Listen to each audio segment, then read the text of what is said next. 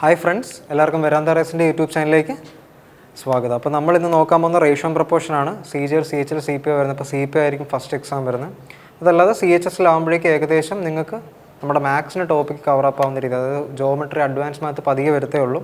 അപ്പോൾ ആദ്യം നമുക്ക് അരിത്തമെറ്റിക്കലെ ഫണ്ടമെൻ്റൽസ് ആയിട്ടുള്ള റേഷ്യോ പ്രൊപ്പോർഷനും പെർസെൻറ്റേജും ഒപ്പം ടൈം ആൻഡ് വർക്ക്, ഏകദേശം ഇത് മൂന്നും ബേസിക്കായിട്ട് നമുക്ക് പഠിച്ചെടുക്കാൻ പറ്റുന്ന ചാപ്റ്റേഴ്സാണ്. അപ്പോൾ ഇത് മൂന്നും കഴിഞ്ഞിട്ട് നമ്മൾ മിക്സ്ചർ ആൻഡ് എലിഗേഷൻ പോകുന്നതായിരിക്കും. കാരണം അത് വെച്ചിട്ടായിരിക്കും നമ്മൾ മിക്സ്ചർ കഴിഞ്ഞ് അലിഗേഷൻ എന്ന് പറയുന്നൊരു സെപ്പറേറ്റ് മെത്തേഡായിരിക്കും.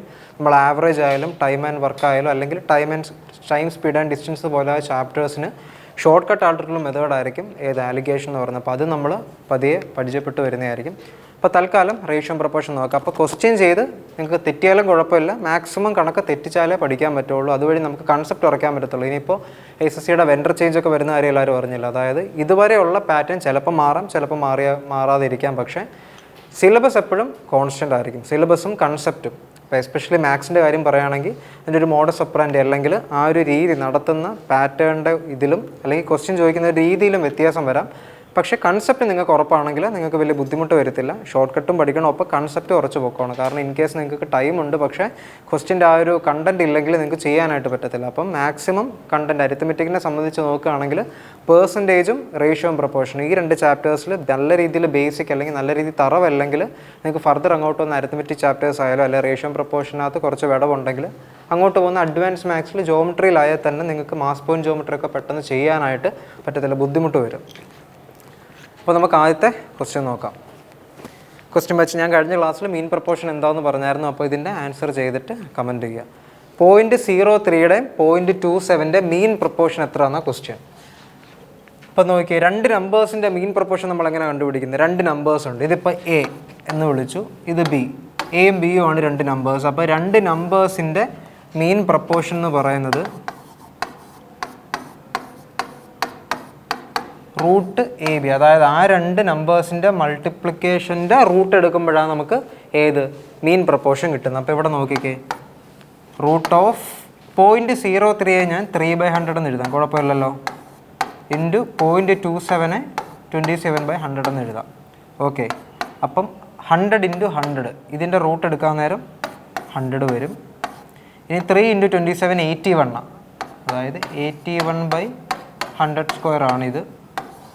അപ്പോൾ പുറത്തെടുക്കുമ്പോൾ 100 വന്നു, 81ൻ്റെ റൂട്ട് 9, അതായത് 0.09 ആയിരിക്കും നിങ്ങളുടെ ആൻസർ വരുന്നത്. അപ്പോൾ ഓപ്ഷൻ ഫസ്റ്റ് ആയിരിക്കും നിങ്ങളുടെ ആൻസർ. അപ്പോൾ ഇതിപ്പോൾ ഫസ്റ്റ്, സെക്കൻഡ്, തേർഡ്, ഫോർത്ത് എന്ന് ലേബൽ ചെയ്തിട്ടില്ല. പക്ഷേ നിങ്ങൾക്ക് ആൻസർ കിട്ടുന്നത് ഇത് ഫസ്റ്റ് ആയിരിക്കും, സെക്കൻഡ് ആയിരിക്കും, തേർഡ് ആയിരിക്കും, ഫോർത്ത് ഓപ്ഷൻ ആയിരിക്കും ലാസ്റ്റ് വരുന്നത്. അപ്പം അങ്ങനെ കമൻറ്റ് ചെയ്താൽ മതി. ഫസ്റ്റ് ഓപ്ഷനാണ് ഫസ്റ്റ്, സെക്കൻഡ്, തേർഡ് എന്ന് കമൻറ്റ് ചെയ്താൽ മതി. അപ്പോൾ ഇവിടെ ഏതായിരിക്കും ഉത്തരം? ഓപ്ഷൻ 1 0.09. എടുത്ത് മനസ്സിലായല്ലേ?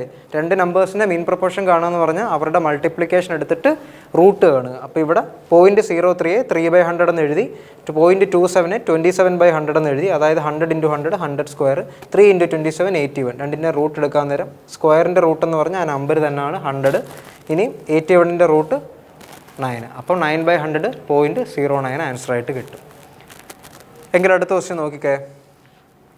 If Ram's income exceeds Shyam's income by 70% and Shyam's income is less than Sohan's income by 30%. അപ്പോൾ നമുക്ക് ബാക്ക്വേർഡിൽ നിന്ന് ക്വസ്റ്റ്യൻ്റെ അങ്ങേ അറ്റത്തുനിന്ന് ഇപ്പുറത്തോട്ട് ട്രാവൽ ചെയ്ത് നോക്കുക. അതായത് ആദ്യം സോഹനുണ്ട്, ശ്യാമിനെ ഞാൻ SH എന്നിട്ടു, ആൻഡ് റാം.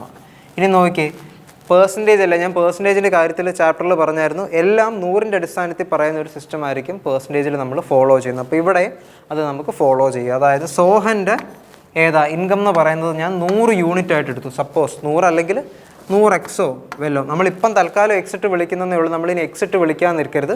അതായത് അറിയത്തില്ലല്ലോ, ഒരു സോഹൻ്റെ സാലറി എത്രയാണെന്ന് അറിയത്തില്ല. പക്ഷേ അവരും സോഹനും ബാക്കിയുള്ള ആൾക്കാരുടെ സാലറി തമ്മിലുള്ള ബന്ധം അറിയാം. പക്ഷേ അപ്പോൾ ആദ്യം സോഹൻ്റെ വെച്ചിട്ട് നമുക്ക് തുടങ്ങാം. സോഹൻ്റെ സാലറി 100x, വെറുതെ x എന്ന് എടുക്കുന്നതിന് ഒരു 100x എന്ന് എടുത്തു, അല്ലെങ്കിൽ 100 എന്ന് എടുത്തോ. നമ്മൾ നെക്സ്റ്റ് ടൈം എടുക്കാൻ നേരം x ഇനിയും കാണത്തില്ല. അപ്പോൾ ഇപ്പോഴേ ആ കണക്ഷൻ എങ്ങനെ വന്നു എന്ന് ശ്രദ്ധിച്ചോണം. അപ്പോൾ സോഹൻ്റെ സാലറി 100x. ഇനി നോക്കിയേ, ശ്യാമിൻ്റെ ഇൻകം സോഹനേക്കാളും 30% കുറവാണ്. അപ്പോൾ 100ൻ്റെ 30% എത്ര? 100ൻ്റെ 30%, 30 തന്നെ. അത് കുറഞ്ഞിട്ട് ബാക്കിയുള്ളത് എത്ര? 70. അപ്പോൾ ശ്യാമിന് 70x ആയിരിക്കും സാലറി വരുന്നത്. ഇനി ശ്യാമിന് എത്രയാണോ അതിനേക്കാൾ 70% കൂടുതലായിരിക്കും റോഹന് അല്ലെങ്കിൽ റാമിന് ഉള്ളത്. അപ്പോൾ ഞാൻ പറഞ്ഞായിരുന്നു, ഒരു കാര്യം എത്ര 10% അല്ലെ 20%, എത്ര ശതമാനം കൂടിയാലും അതിപ്പോൾ എത്ര ഉണ്ട് എന്ന് ചോദിക്കുകയാണെങ്കിൽ എന്ത് പറയണം? അതായത് ശ്യാമിൻ്റെ സാലറി 70x ആണ്, റാമിന് 70% കൂട്ടി കിട്ടുന്നത്. അതായത് 70x കൂടി ഇപ്പം എത്ര കാണും? 70% കൂടി എന്ന് പറഞ്ഞാൽ 170% എന്ന് എടുത്തോണം. അതായത് റാൻഡമായിട്ട് 70x ആയിരുന്നു ശ്യാമിനുണ്ടായിരുന്നത്, അതിൻ്റെ 70% എത്ര? 0 പോയി. 49x എന്താ? കൂടിയ വാല്യൂ. ഇപ്പം 49 ആണെന്നല്ല, അല്ല റാമിൻ്റെ സാലറി 49 ആണെന്നല്ല, 70ൻ്റെ കൂടെ 49 കൂടെ കൂട്ടി വരുമ്പോഴാണ് റാമിൻ്റെ സാലറി ആവുന്നതെന്ന് അർത്ഥം. അപ്പോൾ അതിങ്ങനെ സെപ്പറേറ്റ് ചെയ്യാതെ ഒറ്റയടിക്ക് എത്ര കൂടി എന്ന് ചോദിച്ചാൽ 70x × 170/100 എന്ന് എഴുതിക്കണം. അതെങ്ങനെ വരുവാന്ന് വെച്ചാൽ നോക്കിക്കേ, ശ്യാമിൻ്റെത് 70x അല്ലേ, അപ്പോൾ റാമിൻ്റെത് എത്ര? ഇപ്പോൾ 70x ഇതിനേക്കാൾ 70x-ൻ്റെ എത്ര? 70% കൂടുതൽ. അപ്പോൾ ഞാൻ 70x ഇതിൽ നിന്ന് കോമൺ എടുക്കുവാണേ. 1 + 70/100 എത്ര വരും? 70x × 1 + 100 100 + 70 170 170/100 കണ്ടോ? അപ്പോൾ 70x-ൻ്റെ 170/100 ഇങ്ങനെ ഒറ്റയടിക്ക് ഇങ്ങനെ സെപ്പറേറ്റ് എഴുതാതെ ഒറ്റയടിക്ക് നമുക്ക് എഴുതാൻ പറ്റണം. ഏതെങ്കിലും ഒരു വാല്യൂ ഇത്ര ശതമാനം കൂടി എന്ന് പറയുകയാണെങ്കിൽ അതിൻ്റെ 100+ അത്രയും %/100 ആയി എന്ന് വെച്ചോണം. അതായത് 70x ആയിരുന്നു ശ്യാമിൻ്റെത്, അതാണ് അതിൻ്റെ 70% കൂടിയെങ്കിൽ റാമിന് ഇപ്പോൾ എത്ര ഉണ്ടായിരിക്കണം? 70x-ൻ്റെ 170%. 0 പോയി. പിന്നെ ടേബിൾസും പഠിച്ചു വെച്ചോണം. ഞാൻ ഫസ്റ്റ് പറഞ്ഞായിരുന്നു സ്ട്രാറ്റജി പറഞ്ഞപ്പോൾ, ടേബിൾസും പിന്നെ സ്ക്വയേഴ്സും ക്യൂബ്സും ഒക്കെ പഠിച്ചു വെച്ചോണം. എസ്പെഷ്യലി അത് പിന്നെ 100ൻ്റെ മൾട്ടിപ്ലിക്കേഷൻ ബേസ് ആയിട്ട് എടുത്ത് ചെയ്യുന്നതൊക്കെ പഠിച്ചോണം. കോമ്പൗണ്ട് ഇൻട്രസ്റ്റ് അല്ലെങ്കിൽ ഇതുപോലത്തെ ഉള്ള സെറ്റിങ്സിൽ ചെയ്യാനായിട്ട് വളരെ എളുപ്പമായിരിക്കും. അപ്പോൾ ഇതെത്ര? 7 × 17 119. 119x. ഇത് 70x, ഇത് 100x. ഇനി ചോദിച്ചേക്കുന്നത് എന്താ? Ratio of incomes of Sam and Sohan. റാമിൻ്റെ എത്ര? 119 x സോഹൻ്റെതോ 100x. അപ്പോൾ റാം സോഹൻ എന്ന് പറയുന്നത് 119:100 വരും. റേഷ്യോ എത്ര? 119:100. അതുകൊണ്ട് റേഷ്യോ എടുക്കാൻ നേരം ഈ എക്സ് അങ്ങ് വെട്ടിപ്പോകും. അപ്പം നമുക്ക് വേരിയബിൾ എടുക്കേണ്ട ഒരു ആവശ്യമില്ല. തുടക്കത്തിലെ 100 എന്ന് പറഞ്ഞങ്ങ് എടുത്താൽ മതി. 100x എടുക്കുന്നതിന് ഇവിടെ പ്രസക്തിയില്ല. അപ്പോൾ അത് ആലോചിച്ച് വെച്ചോണം. ക്ലിയർ അല്ലേ? അപ്പോൾ ഓപ്ഷൻ ഏത് വരും? ഓപ്ഷൻ ഫസ്റ്റ് ആയിരിക്കും നിങ്ങളുടെ ആൻസർ ആയിട്ട് വരുന്നത്. ക്ലിയർ അല്ലേ? എങ്കിൽ അടുത്ത ക്വസ്റ്റ്യൻ, മൂന്നാമത്തെ ക്വസ്റ്റ്യൻ നോക്കിയേ. ഇതിനൊരു ഷോർട്ട് കട്ട് ഉണ്ട്, അത് ഞാൻ വഴിയെ പറയാം. എത്ര ആൻസർ കിട്ടും?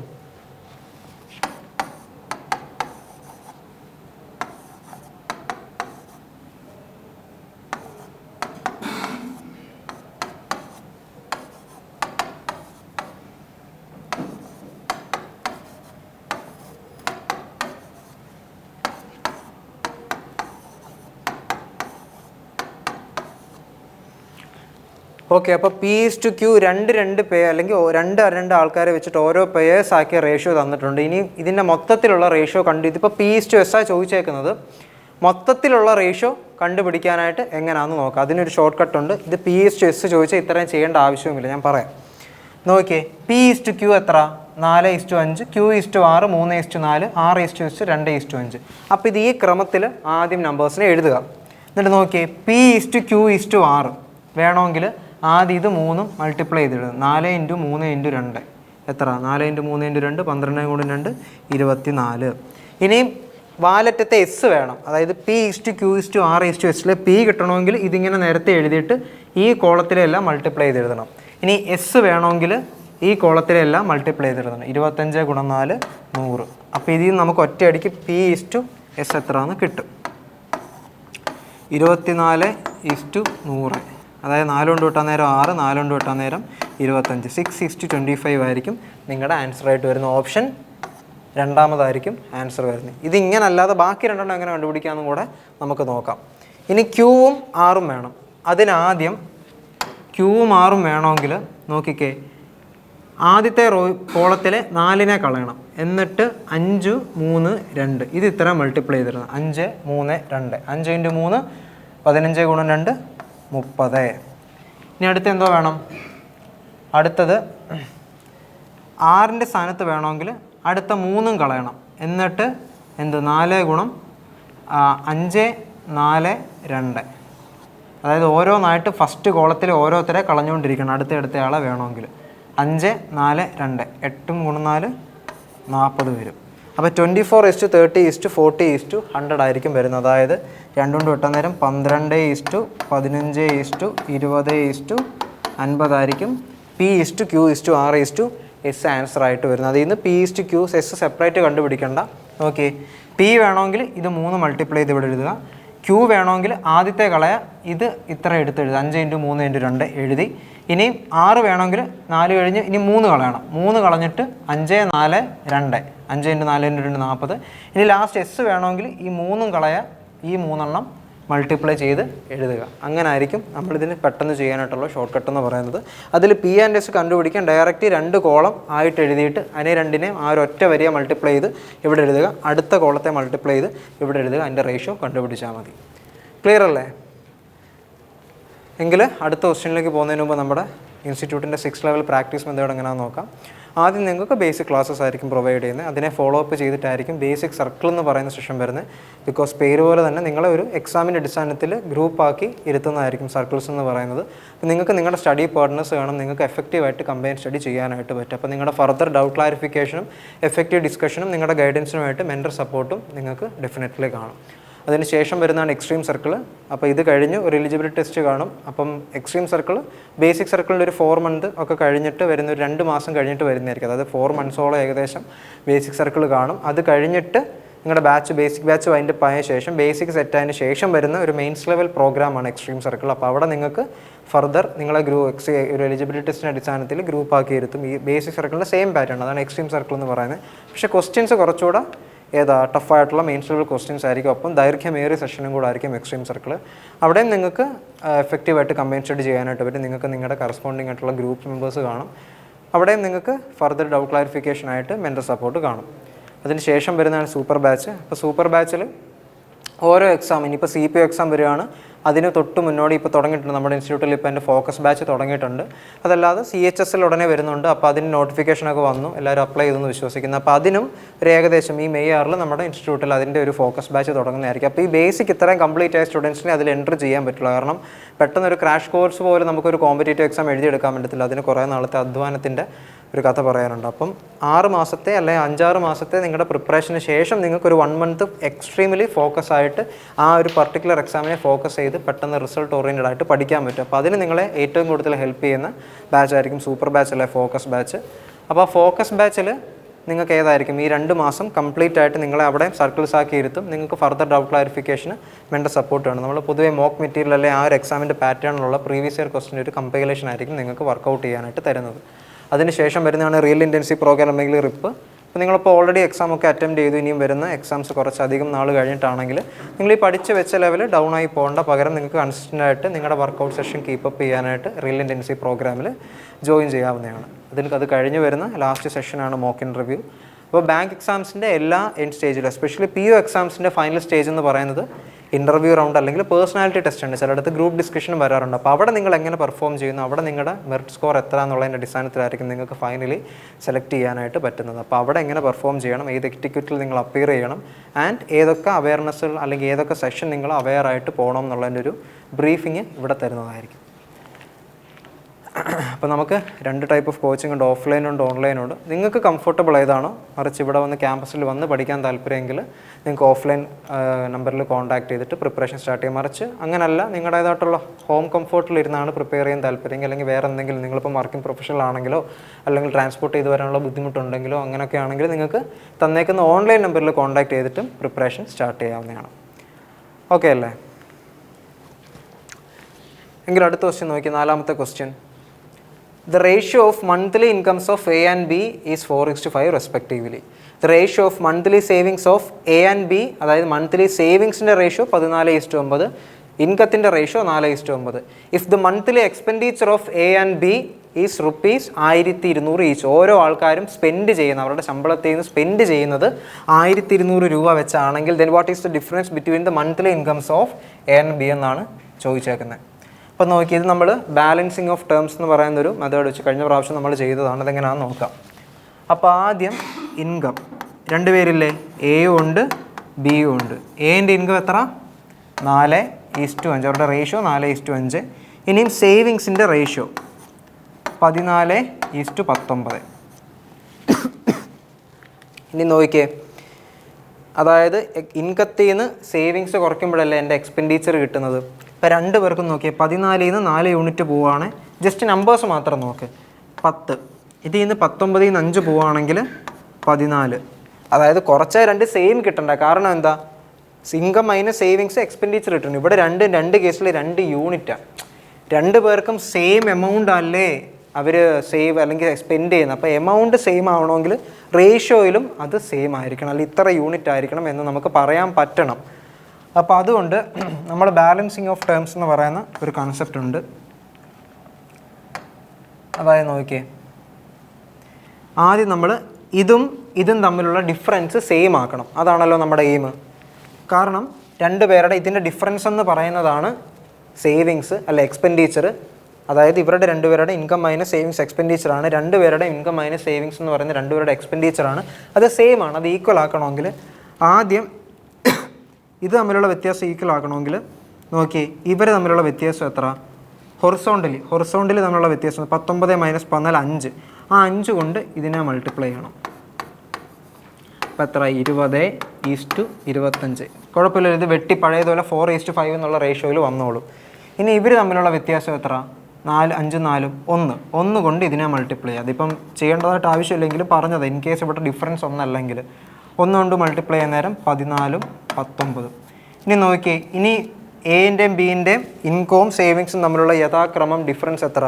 20 - 14 6, 25 - 19 6. കണ്ടോ, 2 പേരുടെയും ഇൻകത്തിൽ നിന്ന് സേവിങ്സ് കുറയ്ക്കുമ്പോൾ കിട്ടുന്ന ഡിഫറൻസ് സെയിം ആണ്. അതിനർത്ഥം എന്താ? അവരുടെ എക്സ്പെൻഡിച്ചർ സെയിം ആയി, റേഷ്യോയിൽ അത് സെയിം ആയി. ഓക്കെ ആണ്. അതായത് 6 യൂണിറ്റ് വ്യത്യാസമാണ് എന്ത്? എക്സ്പെൻഡിച്ചർ എന്ന് പറയുന്നത്. അപ്പോൾ ഈ 6 യൂണിറ്റ് എന്ന് പറയുന്നത് എത്ര രൂപയാണ്? 1200 രൂപയാണ്. 6 യൂണിറ്റ് 1200 ആണ്. 1 യൂണിറ്റ് എത്ര? 1200/6 200 റുപ്പീസ്. ഇതിങ്ങനെ ചെയ്യാൻ നിൽക്കല്. കാണുമ്പോഴേ 6 എന്നുള്ളത് 6ൻ്റെ കൂടെ എന്തോ മൾട്ടിപ്ലൈ ചെയ്തപ്പോഴാണ് 1200 ആയത്. എത്ര ആയിരിക്കും? 200 എന്ന് അപ്പം തന്നെ ചെയ്തു പോകണം. അപ്പോൾ 6 × 200 ആണ് 1200 ആയത്. ഇനി അങ്ങനെയാണെങ്കിൽ ചോദിച്ചേക്കുന്നത് എന്താ? The difference between monthly incomes of A and B. എയും ബിയും തമ്മിലുള്ള മന്ത്ലി ഇൻകത്തിൻ്റെ ഡിഫറൻസ് എത്ര? 25 - 20 5 യൂണിറ്റ്. അപ്പം 5 യൂണിറ്റ് കറസ്പോണ്ട്സ് ടു 6 എങ്ങനെ 1200 ആയി? × 200 ചെയ്യുമ്പോൾ. അപ്പോൾ 5 എന്ന് പറയുന്നത് 200 കൊണ്ട് മൾട്ടിപ്ലൈ ചെയ്യുമ്പോൾ 1000 റുപ്പീസ് ആയിരിക്കും 2 പേരുടെ മന്ത്ലി ഇൻകത്തിൻ്റെ ഡിഫറൻസ് എന്ന് പറയുന്നത്. അപ്പോൾ ഓപ്ഷൻ ഏതായിരിക്കും? ഓപ്ഷൻ 3 ആയിരിക്കും 1000 റുപ്പീസ്. ക്ലിയർ അല്ലേ? അപ്പോൾ ഇത് ബാലൻസിങ് ഓഫ് ടേംസ് എന്ന് പറയുന്നത് എന്താ? നമുക്ക് ഹൊറിസോണ്ടലി ഉള്ള കാര്യം അല്ല വെർട്ടിക്കലി ഉള്ള സാധനം സെയിം ആവണം. ഡിഫറൻസ് 14 - 4 19 - 5 2 നമ്പറാണ്. അത് രണ്ടും റെപ്രസെൻറ്റ് ചെയ്യുന്ന സെയിം സാധനത്തെയാണ് എക്സ്പെൻഡിച്ചറിനെ. ഇവിടെ എക്സ്പെൻഡിച്ചർ സെയിമാണ്. അപ്പോൾ 2 സാധനം 2 ആയിട്ട് പോകാൻ പറ്റില്ല, ഒരു സാധനം 2 ആയിട്ട് പോകാൻ പറ്റില്ല, ഒരു കൺസെപ്റ്റ്. അതുകൊണ്ട് ബാലൻസിങ് ഓഫ് ടേംസ് ഇതും തമ്മിലുള്ള വ്യത്യാസം എടുത്ത് ഇവിടെ മൾട്ടിപ്ലൈ ചെയ്തു, ഇതും തമ്മിലുള്ള വ്യത്യാസം എടുത്ത് ഈ 2 നമ്പറിനെ മൾട്ടിപ്ലൈ ചെയ്തു. സോ ദാറ്റ് റേഷ്യോയ്ക്കും വ്യത്യാസം വരത്തില്ല. പക്ഷേ നമുക്ക് കറക്റ്റ് കണ്ടോ, 20ഉം 14ഉം തമ്മിലുള്ള വ്യത്യാസം 6, 25ഉം 19ഉം തമ്മിലുള്ള വ്യത്യാസം 6. കറക്റ്റ് വ്യത്യാസം 6 യൂണിറ്റ് ആയിട്ട് കിട്ടി. ആ 6 യൂണിറ്റ് ഓരോന്നും എന്താ റെപ്രസെൻറ്റ് ചെയ്യുന്നത്? 1200 എക്സ്പെൻഡിച്ചർ ആയിട്ടുള്ള 1200 റുപ്പീസ് ആയിരിക്കും. ക്ലിയർ അല്ലേ? എങ്കിൽ 5ാമത്തെ ക്വസ്റ്റ്യൻ നോക്കിയേ. നമ്മൾ മീൻ പ്രപ്പോർഷൻ പറഞ്ഞ പോലെയാണ് ആ ഒരു സീരീസിൽ ആ ഒരു കൺസെപ്റ്റിൽ കോയിൻഡായിട്ട് വരുന്ന ടേമാണ് 4th പ്രപ്പോർഷൻ എന്ന് പറയുന്നത്. എക്സും വൈയും ഇസഡും ഡബ്ല്യൂയും 4th പ്രപ്പോർഷണലാണെന്ന് പറഞ്ഞിട്ടുണ്ട്. അതായത് അതിൻ്റെ അർത്ഥം എന്താ? എക്സും വൈയും ഇസഡും ഡബ്ല്യൂയും ആ ഒരു ഓർഡറിൽ 4th പ്രപ്പോർഷൻ എന്ന് പറയുകയാണെങ്കിൽ നമുക്ക് എങ്ങനെ എഴുതാൻ പറ്റും? x/y = z/w. ഈ ഒരു സ്ട്രക്ചറിനെയാണ്, അല്ലെങ്കിൽ ഈ ഒരു സ്ട്രക്ചറിൽ XY ZW വരുമ്പോൾ ഈ നമ്പേഴ്സ് എല്ലാം 4th പ്രപ്പോർഷനിലാണ് എന്ന് നമുക്ക് പറയാനായിട്ട് സാധിക്കും. അപ്പോൾ എക്സ് എത്ര വരും? 3, വൈയോ 13 = ഇസഡിൻ്റെ വാല്യൂ കണ്ടുപിടിക്കണം. z/39.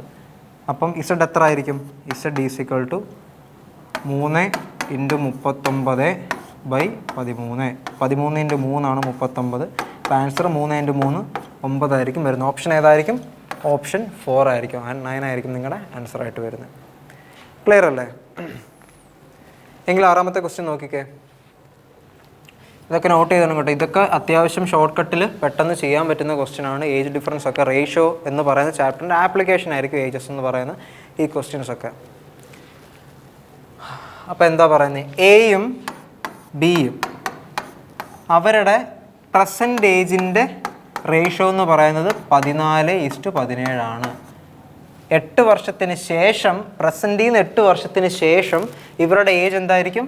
അതായത് ഫ്യൂച്ചറിൽ ഇവിടെ ഏജിൻ്റെ റേഷ്യോ 6:7 ആയിരിക്കും. What is the difference between their percentage? അതായത് നോക്കിക്കേ, ഈ റേഷ്യോയും തമ്മിലുള്ള വ്യത്യാസം എത്ര? 8 വർഷം. ഇത് പ്രസൻ്റ് ആണെങ്കിൽ ഇത് ഫ്യൂച്ചർ 8 വർഷത്തിന് ശേഷമുള്ളതാണ്. അതായത് ഇത് ഓരോന്നിൻ്റെയും കൂടെ 14, അതായത് ഈ രണ്ടെണ്ണത്തിൻ്റെയും വ്യത്യാസം സെയിം ആയിരിക്കണം. നേരത്തെ ചെയ്ത സെയിം സാധനം. അതായത് നോക്കി 14 നമ്പേഴ്സ് മാത്രം നോക്കുക. 14 - 6 എത്ര? 8. 17 - 7 10. അതായത് 8ഉം 10ഉം രണ്ടും 2 സാധനം വരില്ലേ? അതായത് 2 യൂണിറ്റ് അല്ലേ? 8ഉം 10ഉം. കാരണം ഇവർ തമ്മിലുള്ള ഡിഫറൻസ് എത്ര? 8 വർഷമേ ഉള്ളൂ. 2 എൻ്റെ 8 വർഷത്തിന് ശേഷമുള്ളതും ബീൻ്റെ 8 വർഷത്തിന് ശേഷമുള്ളതും രണ്ടും 8 വർഷമാണ്. ഇവിടെ നാണ്ട് 8 10. അതായത് ന്യൂമറിക്കലി റെപ്രസെൻറ്റ് ചെയ്യുന്നത് ഡിഫറൻറ്റാണ്. അപ്പോൾ അത് മാറാനായിട്ട് നമ്മൾ നേരത്തെ പറഞ്ഞ പോലെ ബാലൻസിങ് ഓഫ് ടേം യൂസ് ചെയ്യും. എന്ത് ചെയ്യും നമ്മൾ? നോക്കി, ഇതിൻ്റെ ഡിഫറൻസ് 17ഉം 14ഉം 3 കൊണ്ട് ഇങ്ങോട്ട് മൾട്ടിപ്ലൈ ചെയ്യും. അപ്പോൾ 18:21. ഇനി 6ഉം 7ഉം തമ്മിലുള്ള വ്യത്യാസം 1 കൊണ്ട് ഇതിനെ മൾട്ടിപ്ലൈ ചെയ്യും. അപ്പോൾ എത്ര? 14:17. ഇനി ഇത് തമ്മിലുള്ള വ്യത്യാസം എത്ര? 4. കണ്ടോ? 4. രണ്ടും വ്യത്യാസം സെയിം ആയി. കാരണം രണ്ടും സെയിം നമ്പർ ഓഫ് ഇയേഴ്സിൻ്റെ ഗ്യാപ്പാണ് ഉള്ളത്.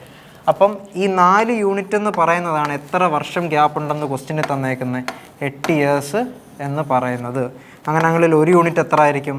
1 യൂണിറ്റ് എന്ന് പറയുന്നത് 2 ഇയേഴ്സ് ആയിരിക്കും. ചോദിച്ചേക്കുന്നത് what is the difference between their percentages? അവർ തമ്മിലുള്ള പ്രസൻറ്റ് ഏജിൻ്റെ റേഷ്യോ 14:17. അവർ തമ്മിലുള്ള വ്യത്യാസം എത്ര? 17 - 14 3 യൂണിറ്റ്. അപ്പോൾ 1 യൂണിറ്റ് എന്ന് പറഞ്ഞ് 2 വർഷമാണെങ്കിൽ 3 യൂണിറ്റ് എന്ന് പറയുന്നത് എത്ര ഇയേഴ്സ് ആയിരിക്കും? 3 × 2 6 ഇയേഴ്സ് ആയിരിക്കും ആൻസർ വരുന്നത്. അപ്പോൾ ഓപ്ഷൻ ഏതായിരിക്കും? Option 4th will be your answer. Clear അല്ലേ? എങ്കിൽ അടുത്ത ക്വസ്റ്റ്യൻ.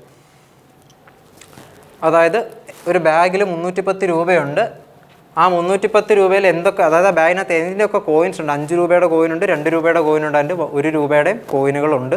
അത് ഏതൊക്കെ റേഷ്യോയിലാണ് തന്നിട്ടുണ്ട്? എത്ര എണ്ണം ഉണ്ടെന്ന് തന്നിട്ടില്ല. അതായത് 4 എണ്ണം, 3 എണ്ണം, 5 എണ്ണം എന്നല്ല, 4:3:5 എന്നുള്ള അനുപാതത്തിൽ എന്നുള്ള റേഷ്യോയിൽ കോയിൻസ് തന്നിട്ടുണ്ട്. ഒരു പക്ഷേ ഇതിപ്പോൾ എത്ര? 8 ആയിരിക്കാം. ഇതൊന്ന് 4 ഇരട്ടി ആയതല്ലേ? അപ്പം 6 10. ഒരു പക്ഷേ 8 6 10 എന്നുള്ള നമ്പർ ഓഫ് കോയിൻസ് ആയിരിക്കും. അതിൻ്റെ റേഷ്യോ എടുക്കാൻ നേരം 8:6:10 4:3:5 ആയത്. അതായത്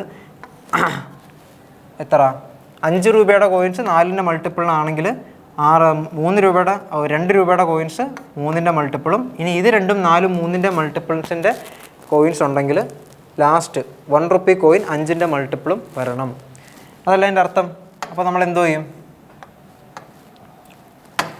അപ്പോൾ നമ്മൾ ആദ്യം നോക്കിയേ, 5 രൂപ കോയിൻ, 2 രൂപ coin and finally 1 rupee coin. അത് എത്ര വെച്ചുണ്ട് എനിക്കറിയത്തില്ല. 4x എടുത്തു, 3x എടുത്തു, 5x എടുത്തു. 4x എണ്ണമുണ്ട്, 3x എണ്ണമുണ്ട്, 5x എണ്ണമുണ്ട്. 4x എണ്ണമുണ്ട്. ഒരു കോയിൻ്റെ വില 5 രൂപയല്ല. ഒരു കോയിന് എത്ര രൂപയാണ്? 5 രൂപയാണ്. അതായത് 5 രൂപയുടെ കോയിൻ ഒന്നുണ്ട്, 5 രൂപ കയ്യിലുണ്ട്. 2 5 രൂപ കോയിനുണ്ട്, 10 എണ്ണം എൻ്റെ കയ്യിലുണ്ട്. അങ്ങനെ 4x എണ്ണം ഉണ്ടെങ്കിലോ 4x × 5 എത്ര? 20x രൂപ എൻ്റെ കയ്യിൽ നിന്ന് 5 രൂപ തൊട്ടിൻ്റെ ഫലമായിട്ട് എനിക്കുണ്ട്. ഇനിയും 2 രൂപ 3 എണ്ണം ഉണ്ട്. 2 രൂപയുടെ കോയിൻ 3x എണ്ണം ഉണ്ട്. അപ്പോൾ എത്ര എണ്ണം വരും? 3x × 2 6x ഉണ്ട്. ഇനിയും 1 രൂപയുടെ കോയിൻ 5x എണ്ണം ഉണ്ട്. അപ്പോൾ 1 × 5 എത്ര? 5x രൂപ എൻ്റെ കയ്യിലുണ്ട്. മൊത്തത്തിൽ കൂട്ടുമ്പോൾ 31x എന്ന് പറയുന്നതാണ് എത്ര? 310 റുപ്പീസ് എന്ന് പറയുന്നത്. അപ്പോൾ എക്സിൻ്റെ വില എന്തായിരിക്കും? 31നെ എന്തുകൊണ്ട് മൾട്ടിപ്ലൈ ചെയ്യുമ്പോഴാണ് 310 കിട്ടുന്നത്? 10 കൊണ്ട് മൾട്ടിപ്ലൈ ചെയ്യുമ്പോൾ. അപ്പം നമ്മുടെ അടുത്ത് ചോദിച്ചേക്കുന്നത് what is the number of 5 rupee coins? 5 രൂപ കോയിൻ എത്ര എണ്ണം ഉണ്ട്? 4x ഉണ്ട്. അതായത് എക്സിന് 10 ഇട്ട് കൊടുക്കാൻ നേരം 4 × 10. കാരണം എക്സിന് ഇവിടെ എത്ര കിട്ടി? 10 കിട്ടി. അപ്പം 40 നമ്പർ ഓഫ് 5 റുപ്പി കോയിൻസ് ഉണ്ടായിരിക്കുക. അപ്പോൾ option first will be your answer. എങ്കിലും നോക്കിയാൽ ലാസ്റ്റ് ക്വസ്റ്റ്യൻ ഇത് നോട്ട് ചെയ്ത് വെച്ചോണം. ഇത് നമ്മൾ ബട്ടർഫ്ലൈ മെത്തേഡിലായിരിക്കും ചെയ്യുന്നത്. അതെന്താണെന്ന് നമുക്ക് സംഭവം നോക്കാം.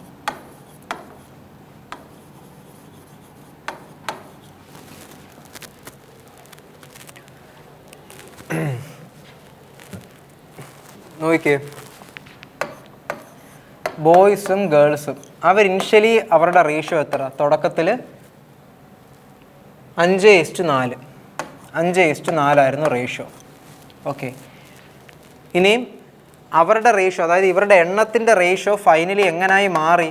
കുറച്ച് ബോയ്സ് വന്നു, എത്രയോ ഗേൾസ്, അതിൻ്റെ റേഷ്യോ ഏതാ? Some new boys are admitted, the number of boys increases by 12.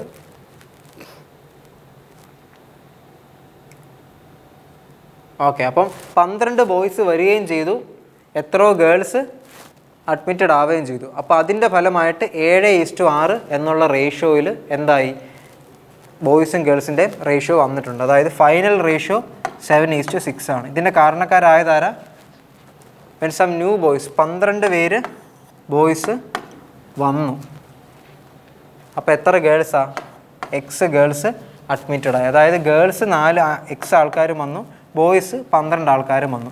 ഇനി ഇങ്ങനെ ഒരു അറേഞ്ച്മെൻറ്റ് വെച്ചിട്ട് നമ്മൾ ബട്ടർഫ്ലൈ മെത്തേഡ് ചെയ്യാൻ പോകുന്നത്, ഇങ്ങനൊരു ക്വസ്റ്റ്യനിൽ ഇങ്ങനൊരു അറേഞ്ച്മെൻറ്റ് വന്നു കഴിഞ്ഞാൽ ആദ്യത്തെ 4 എലമെൻസിൻ്റെ ക്രോസ് മൾട്ടിപ്ലൈ ചെയ്തതിൻ്റെ ഡിഫറൻസ്, അതായത് 6 × 5 30, 7 × 4 28, അതായത് 30 - 28 എത്ര?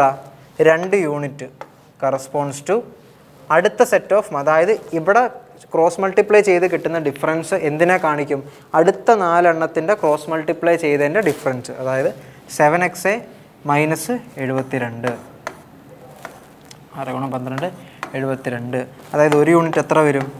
7x - 72/2 വരും. ഇനി ചോദിച്ചേക്കുന്നത് എന്തുവാ? Number of new girls admitted അല്ലേ? അങ്ങനെയെങ്കിൽ 1 യൂണിറ്റ് 7x - 72/2 ആണെങ്കിൽ 2 പേരും ബോയ്സും ഗേൾസും കൂടെ ചേർത്ത് മൊത്തത്തിൽ എത്ര പേരുണ്ടായിരുന്നു? ആദ്യം 5 + 4 9 യൂണിറ്റ് ആൾക്കാർ ഉണ്ടായിരുന്നു. അപ്പം 1 യൂണിറ്റ് 7x - 72/2 ആണെങ്കിൽ 9 യൂണിറ്റ് എന്ന് പറയുന്നത് 7x - 72/2 × 9. ഇതെന്തിനെ കാണിക്കും? ഈ 9 യൂണിറ്റ് എന്ന് പറയുന്നത്, അല്ലെങ്കിൽ 7x - 72/2 × 9 എന്ന് പറയുന്നത് എത്ര ആൾക്കാർ തുടക്കത്തിലുണ്ടായിരുന്നു എന്നുള്ളത് കാണിക്കും. ഇത് ഈസിക്കൽ എത്ര ആൾക്കാരാ? 432.